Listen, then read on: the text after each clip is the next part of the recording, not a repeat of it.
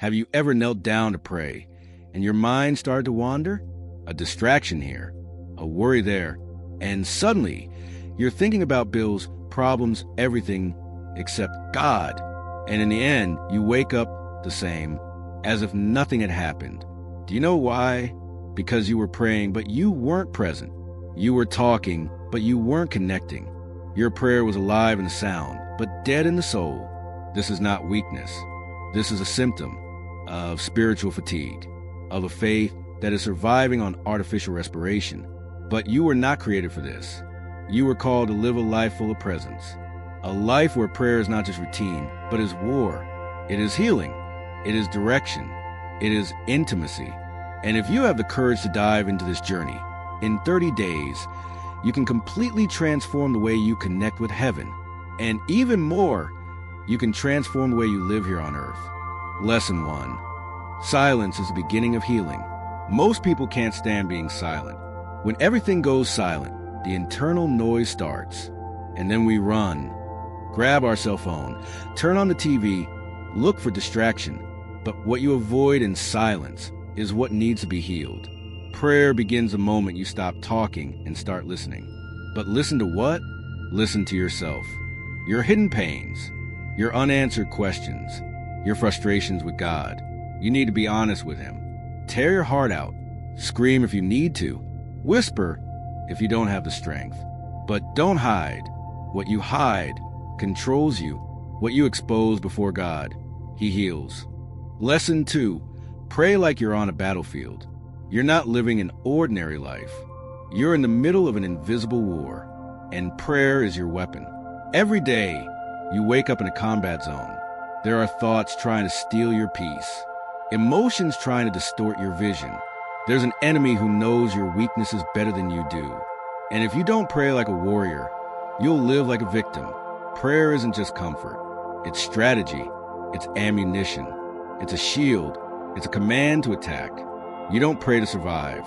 You pray to win. Lesson 3. God is in no hurry, but you need discipline. You want quick answers, immediate change. But true prayer is like planting a tree. You dig, you plant, you water, you wait, and at first nothing changes. But underground, the roots are growing. Your prayer may seem small today, but it is creating invisible foundations. But that takes discipline, not willpower. Motivation will fail. Sleep will win. Time will run out.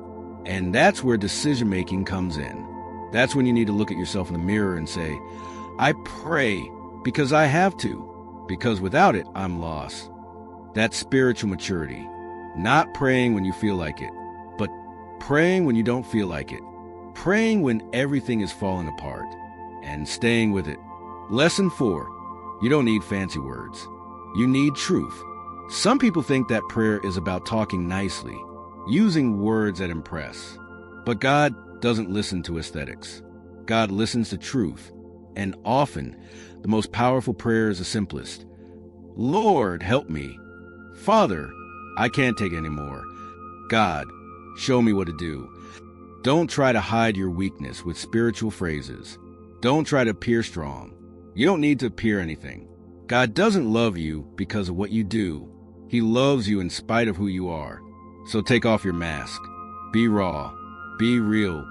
God works with sincerity, not appearances. Lesson 5. Your prayer life will be as big as your hunger. If you want a shallow prayer, pray when you have time. But if you want depth, you're going to have to dig. You're going to have to get up when everyone else is asleep. You're going to have to stop when the world is screaming. You're going to have to say no to distractions.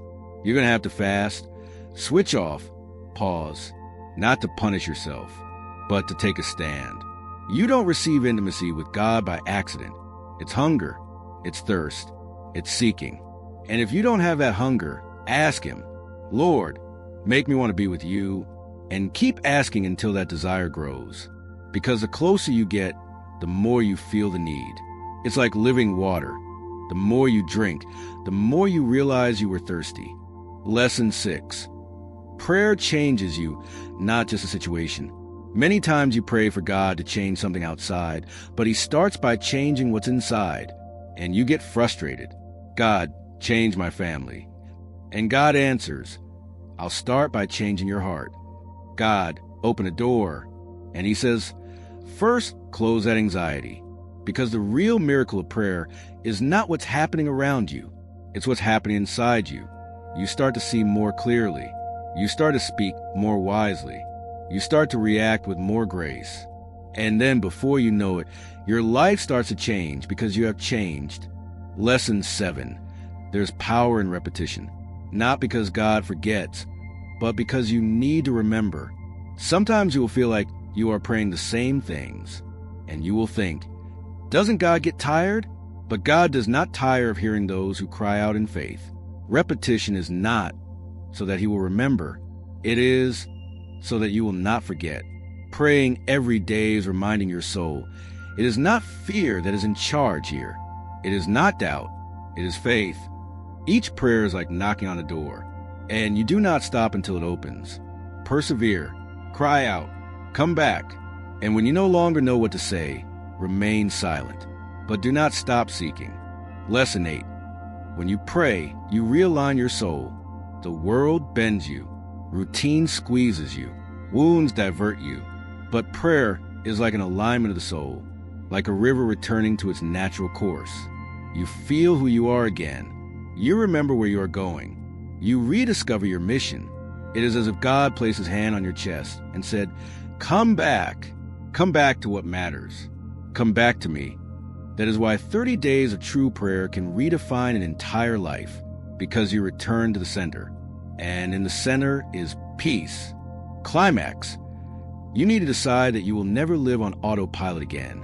Enough of living in survival mode. Enough of lukewarm prayers. Of praying only when everything goes wrong. Of treating God as a last option. You are called to be someone who is present. Someone who carries light. Who enters chaos with peace. Who faces the impossible with his knees on the ground. And that starts now. Decide now. Don't wait to feel it. Don't wait for everything to fall into place. Start today, one day at a time, 1 minute at a time. Just you, God, and a willing heart. Because if you do this for 30 days, you will never be the same again. It won't be easy. There will be days when you will crawl to the ground. There will be moments when it will seem like you are alone. But listen carefully.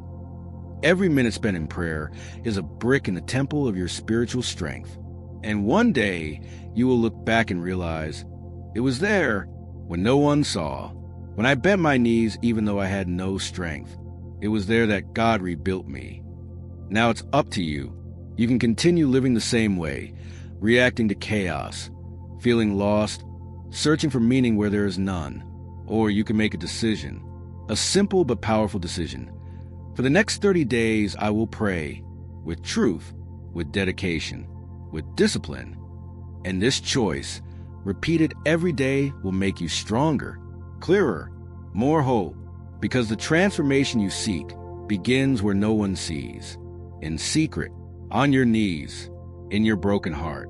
So take a deep breath. Start today. Don't wait any longer. And if you want to walk this journey together, subscribe to the channel. Here, we don't run away from pain. We go through it with faith, with courage, and with a firm certainty that God transforms everything that is placed in his hands.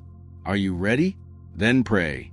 Even when you're tired, even when you're silent, even when you're in tears. But pray, because those who pray never walk alone.